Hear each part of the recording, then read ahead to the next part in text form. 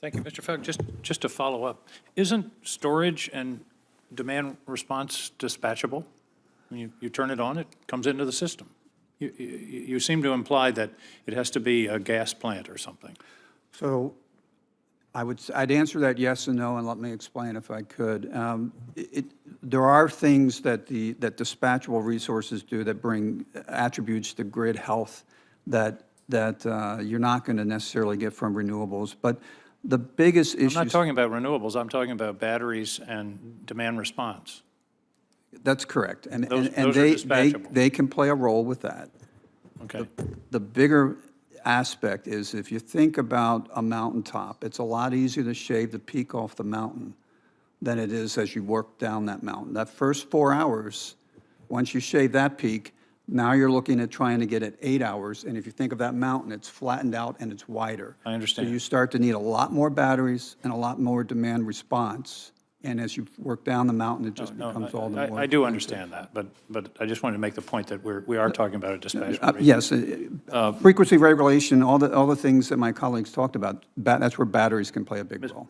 Mr. Crabtree, just for your information and the information of our friends that are here, I'm working on a bill that involves a joint venture between Department of Energy and Department of Defense. Carrying fuel is a big risk for our troops.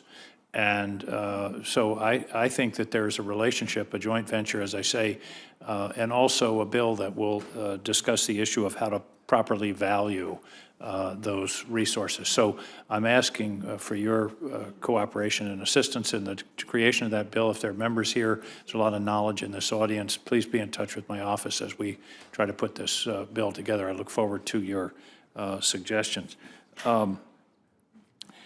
As I listen to this discussion, we talk about value. Mr. Davidson, you talked about pump storage, and batteries are somewhat the same. They are high capital costs but low operating costs. And yet, as I've seen the development of energy pricing and markets and all of that, it favors low capital costs. I guess what I'm getting at is, don't we need long-term contracts in order to help develop these capital-intensive applications? Senator, yes, I think that's exactly what we do need, or some other type of incentive that would encourage that large capital investment. I used to be in the hydro business, and if you couldn't have had a 15-year contract, you couldn't have gotten financing. Right. Because you've got a high capital cost that has to be amortized, as opposed to just a day-to-day operating cost. Mr. Ott, is that correct? Yeah, well, that's the key, and I think one of the debates around the capacity market revenue for storage is it's the only long-term market we have. So the one other alternative to long-term contract is have longer-term markets for these grid services, like we see on some of the exchanges for energy. So there's other alternatives. But that's something that we have to be talking about, because otherwise the financing drives everything toward toward natural gas plants that are cheap to build and can be moderately too expensive to operate. Regulatory hurdles, interconnection delays, and those kinds of things. Talk to me, Mr. Ott, about what the regulatory issues are in getting these things permitted and online, and are there significant delays? Is that something we can help with? Generally, I think the volume of interconnections coming in with these distributed resources, like I mentioned, we have a couple 100,000 of them. I think the real key is for us to streamline, if you will, for the small stuff. We don't have to go through the same, I'll say engineering that we would for a bigger generator. And I think us streamlining how we approach that and getting FERC to agree to that is probably a way to lower barriers even further than they are today. So those kind of things are things. Because I understand interconnection on some of these can take more than a year. Right. A lot of work. Mr. Kwaswamy, do you have thoughts on this regulatory side? Yeah, no, I think that's a good point. I think Andy touched on that point briefly also. If you think about energy storage, these are highly precise and controllable resources. So they're very different from a traditional gas-based generation resource. And so I think you have to think about it from that lens of how do you study the interconnection in a manner that's fast enough that can let this resource come online and start providing services in a matter of like 6 or 8 months, and not let the interconnection process be the choking point for a resource that can be deployed in the matter of months, right? And so that's where I think there needs to be a little more thinking in terms of the process that you would adapt for, a resource like that, which is highly controllable.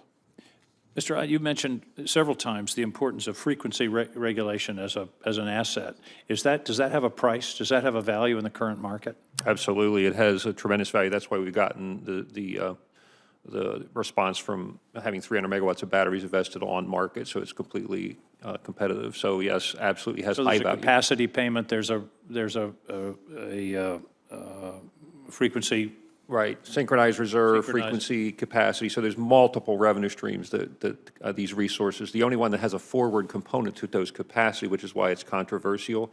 My point is I think we can make some of these other markets have forward components that get more dependable. Well, my understanding is that some of the regional RTOs are talking about devaluing batteries to 70% versus 100% for other, devaluing the capacity estimates. Have you encountered that? That's for the long duration stuff. But my Right. point is I think you can accentuate the value in frequency regulation in these other short-term services. So I think there's a counterbalance there. We've talked now mostly about grid scale. I'm way over time, I'm sorry. But I would like to hear, perhaps for the record, about distributed storage. Not grid scale necessarily, but grid scale in the aggregate, households, other kinds of distributed storage. So I think that's an important part of this aspect of this that we haven't talked about. Thank you, Madam Chair.